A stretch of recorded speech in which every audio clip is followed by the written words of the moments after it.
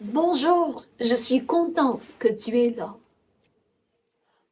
Madame, madame, Oui, qu'est-ce que tu veux, Rosie? je ne comprends pas. Tu ne comprends pas? Qu'est-ce que tu ne comprends pas? Ce que tu nous as enseigné la semaine passée, je ne le comprends pas du tout. Eh bien, je suis contente que tu es venu me voir. Dis-moi ce que tu ne comprends pas et je ferai de mon mieux pour te l'expliquer. C'est que je suis gênée. Mais pourquoi, Rosie? C'est parce qu'il me semble que je dois comprendre et j'ai peur qu'on se moque de mes questions. Oh, Rosie, tu ne dois pas avoir peur de poser des questions. Si tu me demandes quelque chose avec du respect et avec le désir d'apprendre, je veux faire de mon mieux pour t'aider à comprendre la réponse à ta question. Mais si les autres pensent que c'est une question stupide, D'abord, tu ne dois pas te soucier de ce que pensent les autres de ta question. C'est fort probable qu'eux aussi, ils ont la même question, mais n'osent pas la poser. Aussi, ce n'est pas une honte de ne pas savoir quelque chose ou de ne pas la comprendre.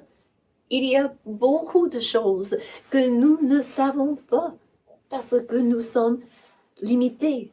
Nous ne pouvons pas tout connaître.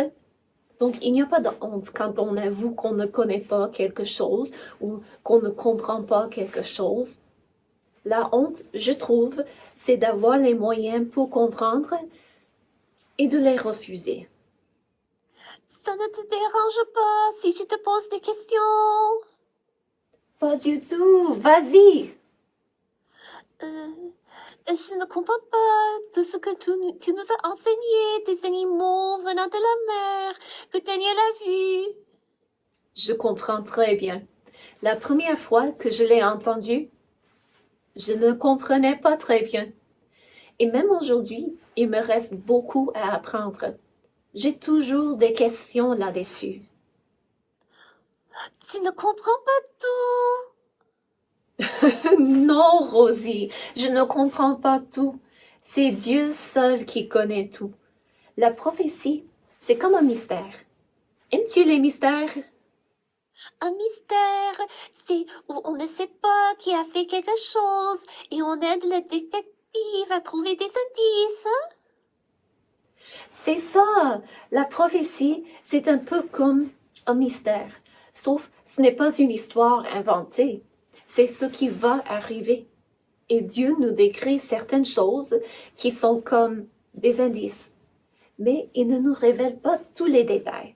Nous faisons de notre mieux pour comprendre, puis nous choisissons de faire confiance en Dieu pour ce que nous ne comprenons pas. Mais si je veux tout savoir, Je comprends fort bien. Moi aussi, je veux mieux comprendre. Mais tu sais, Rosie, nous sommes en bonne compagnie. qu'est-ce que ça veut dire?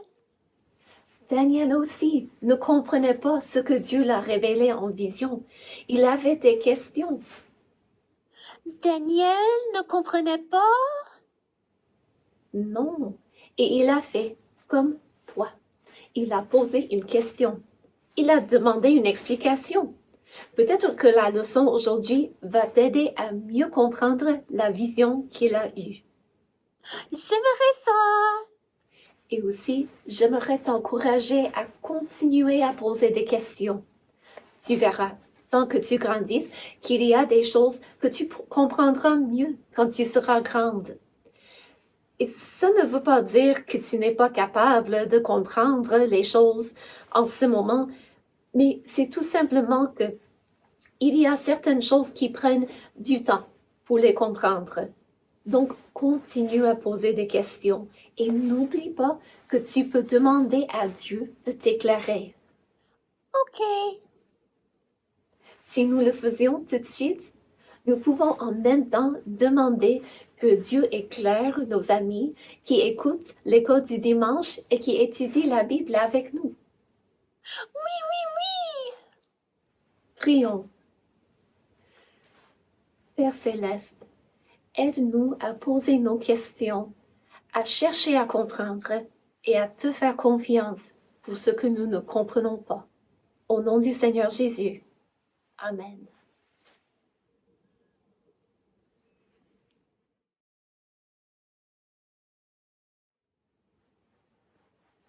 Salut, je suis content que Rosie a posé des questions. Moi aussi, je ne comprends pas tout. Et ça m'aide quand j'ai des amis qui osent poser des questions pendant l'école du dimanche. Eh bien, je ne comprends pas tout ce qui est relié avec la prophétie, mais je comprends une chose, c'est que chacun a l'opportunité maintenant de choisir d'obéir à Dieu et d'accepter Jésus comme sauveur. Puisque le temps file si rapidement, il faut bien employer nos jours. Puisque le temps file si rapidement, on n'a qu'une vie, il faut qu'elle soit réussie. Demande à Jésus de diriger tes pas, il te conduira sûrement. Demande à Jésus de diriger tes pas, il te conduira sûrement. Puisque le temps file si rapidement, il faut bien employer nos jours. Puisque le temps file si rapidement, on n'a qu'une vie, il faut qu'elle soit réussie. Demande à Jésus que ta vie soit utile, il saura comment l'employer. Demande à Jésus que ta vie soit utile, il saura comment l'employer.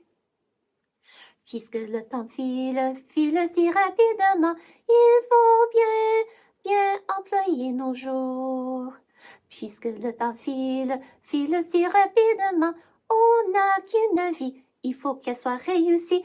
Demande à Jésus quels sont ses plans pour toi, sois sûr qu'il te les montrera. Demande à Jésus quels sont ses plans pour toi, sois sûr qu'il te les montrera. Je peux demander que Jésus dirige mes pas, et toi, tu peux le lui demander aussi. Et si les choses vont de travers, tu n'as qu'à regarder à Jésus et lui demander de t'aider. Si tout va de travers dans ta vie, si tout est à l'envers, que faut-il faire? Il n'y a qu'une solution, c'est de rechercher le secours en Jésus. Il peut nous aider toujours, c'est bien vrai. Si tu ne vois que tes soucis, tes ennuis, si tout ton courage est parti, que faut-il faire? Il n'y a qu'une solution, c'est de rechercher le secours en Jésus. Il peut nous aider toujours, c'est bien vrai. Si plus rien ne s'épanouit dans ta vie, si plus rien ne te réussit, que faut-il faire? Il n'y a qu'une solution, c'est de rechercher le secours en Jésus. Il peut nous aider toujours, c'est bien vrai. Comment peut-on rechercher le secours en Jésus s'il est au ciel? Où trouver de l'aide? On trouve de l'aide dans la Bible. On peut demander au Saint-Esprit de nous guider et de nous aider à comprendre tout ce que Jésus nous a commandé de faire dans la Bible. Et quand il y a des choses que nous ne comprenons pas, nous pouvons nous fier de Dieu et lui faire confiance. Il connaît beaucoup plus que nous et il est digne de notre confiance. En plus, c'est bien correct de poser des questions. Madame la monitrice a dit à Rosie que même le prophète Daniel avait des questions. Je me demande quelles étaient ces questions.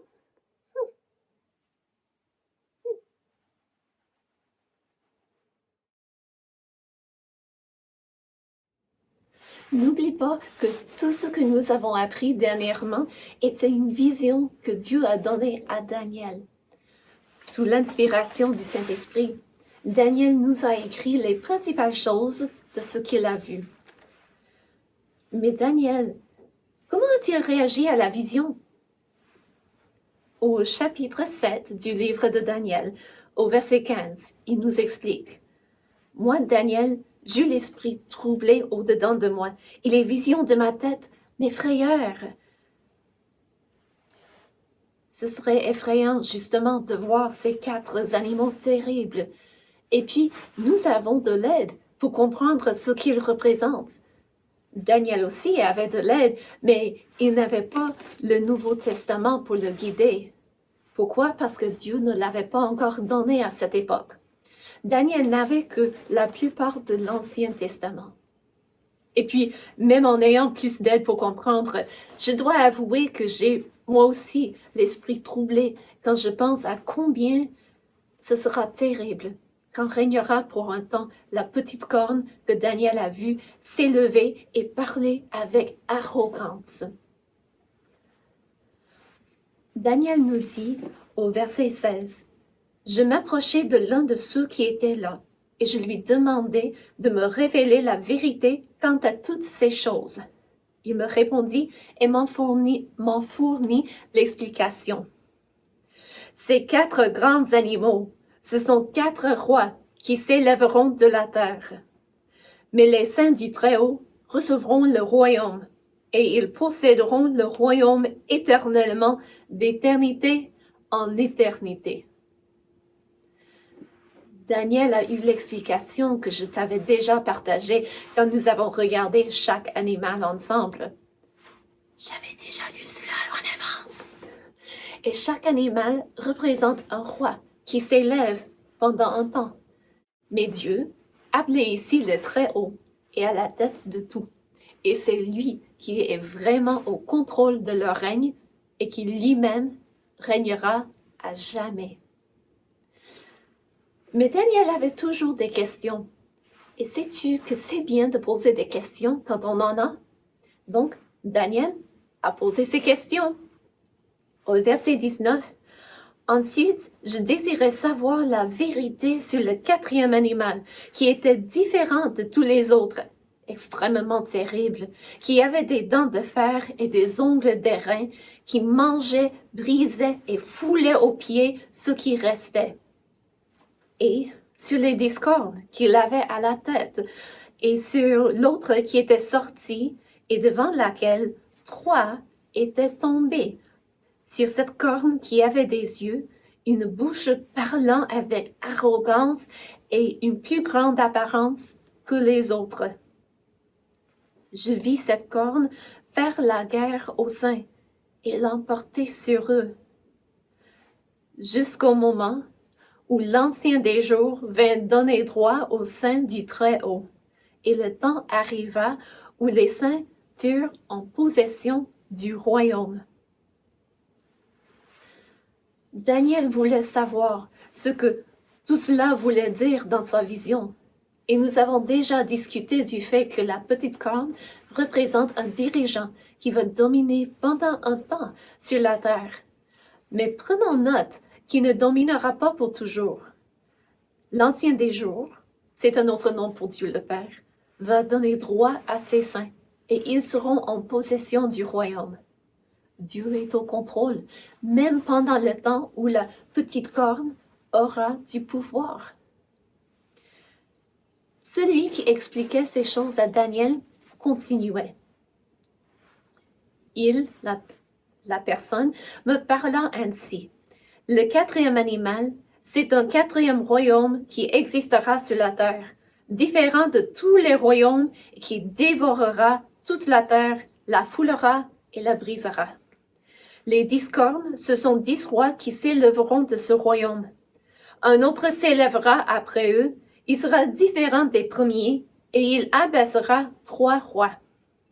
Il prononcera des paroles contre les Très-Hauts, il opprimera les saints du Très-Haut, et il espérera changer les temps et la loi. Et les saints seront livrés entre ses mains pendant un temps, des temps et la moitié d'un temps.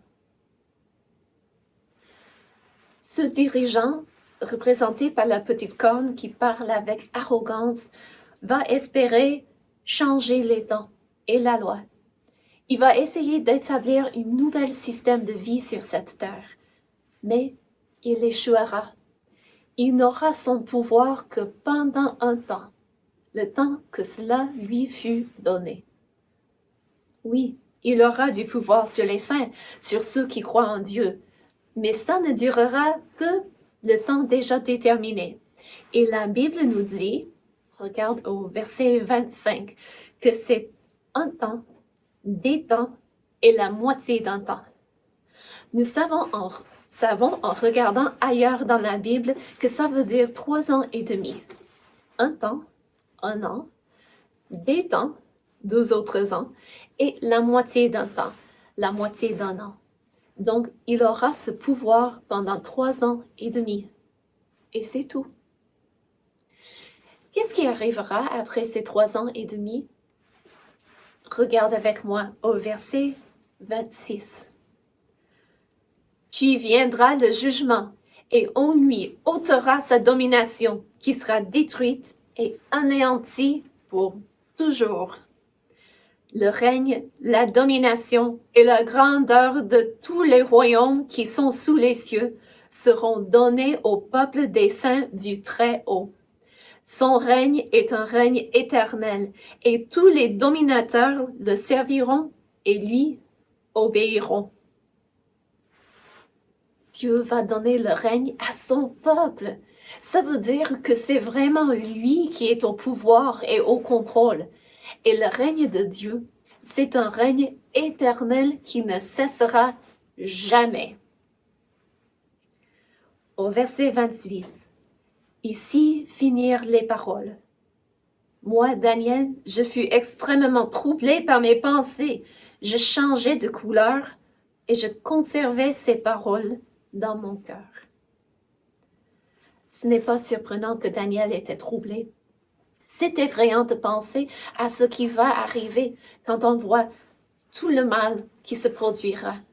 C'est terrible et déprimant de penser combien les gens vont se rebeller contre Dieu notre Créateur, qui est si bon et si merveilleux. Mais une chose est réconfortante.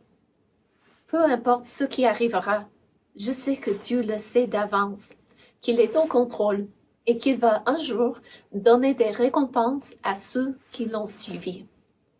Et après avoir permis aux personnes qui le rejettent d'essayer de régner sur la terre, il va les enlever et établir ses saints sur le royaume. Je trouve du réconfort dans le fait que Dieu est au contrôle et nous a dit ces choses d'avance. Prions. Père céleste, aide-nous à nous confier en toi, à avoir confiance en ce que tu nous as révélé sur l'avenir. Aide-nous à te craindre, à t'aimer, je te prie, au nom du Seigneur Jésus. Amen.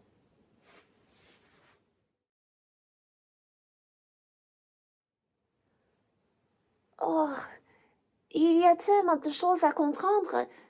Je ne comprends pas tout. Et comme Rosie et Monsieur Daniel, j'ai toujours des questions.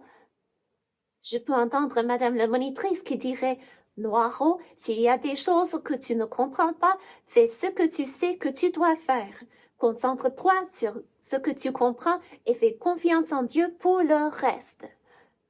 Eh bien, je sais que c'est une bonne chose de me concentrer sur la parole de Dieu. Donc, je vais le faire maintenant. Hein? Oh, tu vas m'aider? Oh, merci beaucoup! Voyons, 2 Pierre 1,19. Et nous donnons pour d'autant plus certaine la parole prophétique à laquelle vous faites bien de prêter attention. 2 Pierre 1,19. Oui, je veux y prêter attention. C'est juste que je ne comprends pas toujours tout ce que ça veut dire. 2 Pierre 1,19. Et nous tenons pour d'autant plus certaine la parole prophétique à laquelle vous faites bien de prêter attention. 2 Pierre 1:19.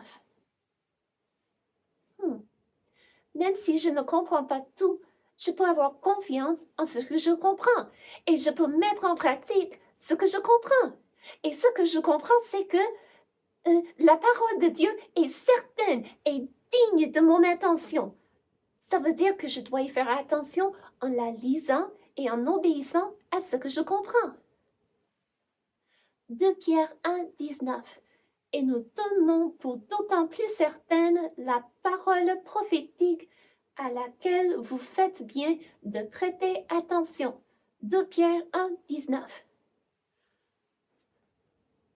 Oui, la parole de Dieu est certaine et digne de mon attention, même quand je ne comprends pas tout. Rosie et moi, nous devons continuer de l'étudier avec nos amis et des personnes comme Madame la monitrice pour mieux la comprendre.